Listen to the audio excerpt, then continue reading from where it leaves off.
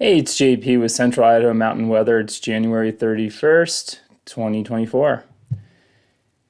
Got a last day of sunny skies, mostly sunny skies, dry, high in the mid 40s before temperatures start to slowly decline back to normal. The ridge is going to break down today, and southwest winds are going to pick up to the south. Could have gusts up to 30, that's at 10,000 feet, so a little less in the valley floor. And then tomorrow kicks off the remnants of the atmospheric river that's currently working its way on the Pacific coast. And we should see scattered snow showers or rain below 6,000 to 7,000 feet. So valley floors are pretty much going to get rain at least tomorrow before changing over on Friday with the cold front. Highs are going to be in the low 40s with southwest flow overhead, bringing in lots of warm, moisture coming into our area. And we're going to have southeast winds. Southeast winds are really good for us, especially with these atmospheric river events. They tend to line up right up the Woodward Valley and give us lots of precip. We'll have continued wind gusts up to 35 tomorrow with that pressure gradient change, and then late accumulations through the weekends with some smaller, the storm fizzling out. But then there's more storms on the horizon for next week. They're not looking as big as this one, but we will take every one we get. All right, looking at the satellite reel, we have this beautiful circulation of low pressure off the coast of the Pacific, and we can see it's pulling in moisture from Hawaii down here, and that's kind of forming that atmospheric river, bringing in that skinny band of moisture working its way in. Take a look at that more as we go through, but it's pretty impressive 964 millibars, so that's pretty low pressure. And you got a stationary front that's going to be coming through with cold front coming behind it, and that's going to be kind of working just to the south of us, but we will feel the effects of that cooler air bringing us back to normal. All right, so here's that big pulse of energy coming through. This is looking at the wind charts for 700 millibars. So it's going to start getting windy kind of around Galena Summit and north into the Sawtooth today. Kind of isolated there. Everywhere else can see winds in the 20 mile per hour range. And that's for, again, at 10,000 feet. And that gets a little bit more widespread tomorrow as that system moves further to the east. You can see this is all in knots, so you can kind of add like 4 to 5 on top of that to get to mile per hour. So we'll have increased wind tomorrow. Looking at the HRRR forecast. Okay, nothing's really happening until tomorrow morning. Once this thing loads, you can start to see some light moisture kind of work its way in, and then right before sunrise, but really at the beginning of the day, in the morning before noon is when we're going to start to have more significant snow, and that's going to be hitting the western zones and working its way over to the east. And then, so you can see a lot of that green is in the southern parts of the mountains. So Soldiers, the Smokies, and the Pioneers are going to do pretty well out of this event. Usually this is a South Valley event whenever we have atmospheric rivers. So looking at the overall moisture that we're going to get, this is through Saturday at 5 a.m. That's kind of when this first thing kind of peters out. You can see in town we're not really getting that much, couple inches. It's going to be because it's going to be mostly rain when the first main pulse comes through. But isolated areas over in the boulders, the Smokies, boulders, and Pioneers, all across the hill crests where you're going to get colder temperatures with the increase in elevation. So looking at a foot to a foot and a half in all those most areas where people are going to travel, and up to 2 feet in the upper mountains near the ridge crest, which is good. All right, break this down a little bit more into Thursday. You can see the kind of these pockets that are forming with the heaviest precip, and that has a little to do with the elevation, but also just the orientation of where the storm's coming from. We need these storms to kind of shoot up from the southeast straight up the valley, and it kind of just floods us with precip.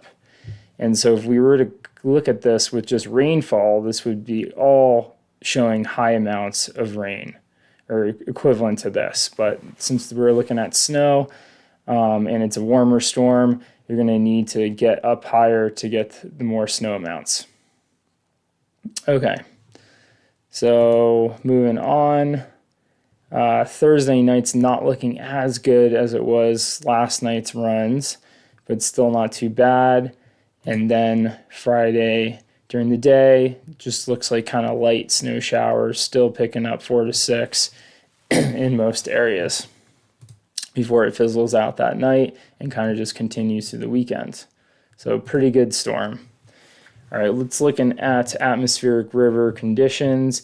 So over on this left side here, you can see the red is where this chart is from AR1 to 5. So they kind of came up with a rubric for grading these things. I believe that was like 3 or 4 years ago at this point. So that's hitting Oregon coast with magnitude of 5, AR5.